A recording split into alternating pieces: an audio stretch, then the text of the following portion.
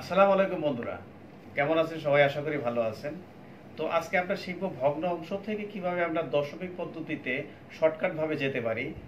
তো এখানে আমরা যখন সফটওয়্যারে প্যাটার্ন তৈরি করি তখন ভগ্নাংশ পদ্ধতিতে মান দেওয়া যায় না, সেক্ষেত্রে আমাদের কি করতে হয়? দশমিক পদ্ধতিতে মান দিতে হয়। তো তাহলে আমরা শিখবো যে দশমিক পদ্ধতিতে কিভাবে আমরা দ্রুত সময় যেতে পারবো।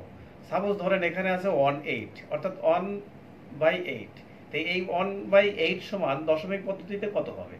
সোজা হিসাব যে 1/8, উপরে হচ্ছে 1, নিচে হচ্ছে 8, তাহলে ইকুয়ালটা হবে কত? 1/8। তো 1/8 সমান কত? 0.125। সেম 1/4, অর্থাৎ 1/4। 1/4 সমান দশমিকে কত হবে? 1/4 ইকুয়াল টু 0.25। সেম আপনার আসবে 3/8, নিচে উপরে হচ্ছে 3, নিচে হচ্ছে 8, তাহলে এটা দশমিক কত হবে? 3/8। তো 3/8 হলে কত হয়? 0.375। সেম ধরেন 7/16, অর্থাৎ 3.5 সুতা।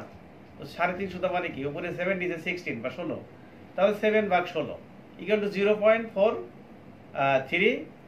তো সেম এইভাবে আমার 5/8 সমান কত? 5/8, উপরে 5, নিচে 8, তাহলে ইকুয়াল টু কত হবে? 5/8, তাহলে কত? 0.625।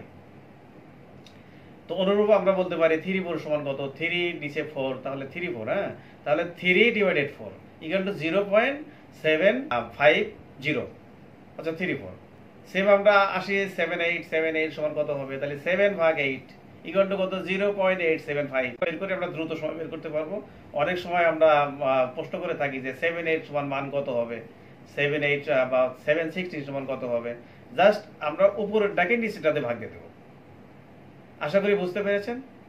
ধন্যবাদ সবাইকে।